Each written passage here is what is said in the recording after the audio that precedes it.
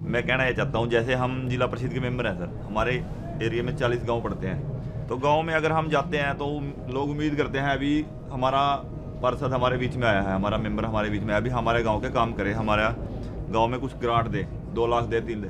अब हमें साल में मिलते हैं 20 लाख रुपए, हम एक गाँव 50,000 रुपये आते हैं सर एक साल में, हिस्से में आते हैं, तो हम उनको क्या से सेटिस्फाई करें? हम कर ही नहीं पाते। वो अगली बार हमें गाँव में कैसे घुसने देंगे?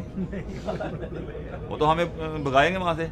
सबसे पहले जो 3 बार प्रधानी जीत जाता है ना, वो पॉलिटिक्स को समझ जाता है। मैं 3-4 बार लोकसभा जीता हूँ, मेरी समझ उतनी नहीं होगी जितना जो 3 बार प्रधानी जीतेगा उसकी होगी। अभी भी अफसरशाही मतलब सरपंचों के ऊपर इतनी हावी है कि अगर सरपंच को कोई ग्राम सचिवालय बनवाना है और उसका एस्टीमेट बनवाना है तो जई एसडीओ उसको टाइम से नहीं बनाते हैं।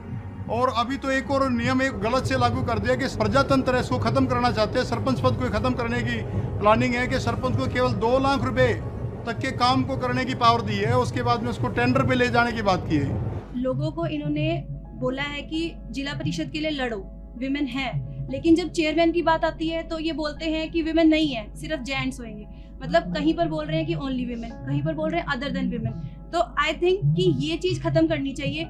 नारा तो जय सिया राम है, शिवा शक्ति है, तो बिल्कुल मेरी व्यू है कि मतलब पुरुषों की होती है उतनी जगह महिलाओं की होनी चाहिए। मगर ये जो यहाँ पे पुरुष बैठे हैं थोड़ा आपको ऐसे ऐसे देख रहे हैं कि ये ज्यादा आगे ना निकल जाए, लगाम लगाओ नहीं तो भाग जाएंगे, आगे निकल जाएंगे। मान लीजिए मैं एमएलए हूँ, चुनाव के लिए आप मेरे कंस्टिट्यूंसी में प्रधान हो, जिला परिषद हो, चुनाव जीतने के लिए आपके पास तो आना पड़ेगा, आपके बिना तो नहीं जीत सकता।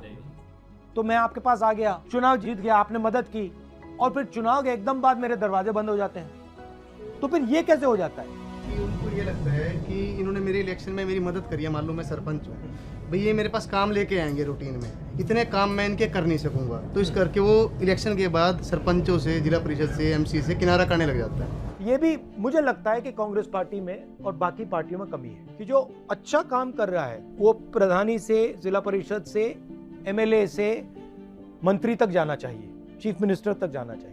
तो आपकी मदद करने के लिए, आपको डेवलप करने के लिए कांग्रेस पार्टी को क्या करना चाहिए? जो पंचायतों के पैसे आते हैं वो एमएलए को, जैसे HRDF की ग्रांट मिलती है 5 करोड़ हरियाणा में, एमएलए अपने हल्के में देता है, वो गांव के हिसाब से मिलनी चाहिए। जैसे मेरा ब्लॉक है बरवाड़ा, उसमें पंचकुला कॉन्स्टिट्यूंसी की सिर्फ 18 पंचायतें हैं, वो 5 करोड़ तो 18 पंचायतों में गया।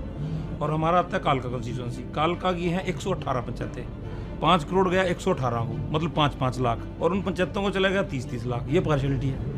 जो एसडीओ वो 1.5-2 लाख से ऊपर का 5 लाख का काम एसडीओ वेरीफाई करेगा, और 25 लाख का एक्शन, उससे ऊपर फिर एससी, मतलब पंचायती राज को खत्म करने का काम इस सरकार ये कर रही है। जैसे राजीव जी के टाइम में ये बात आई थी, ऊपर से 1 रुपया चलता है, नीचे ग्राउंड पे 10 पैसे लगते हैं। सरपंच अपना लेखा जोखा देता है, ग्राम सभा के अंदर भी मैंने इतना आया, मैंने इतना खर्च किया, लेकिन जो दूसरे डिपार्टमेंट हैं जिनको संविधान के तहत पंचायतों के साथ जोड़ा था, वो कहीं ना कहीं ना ग्राम सभा से अटैच, ना पंचायती राज से अटैच।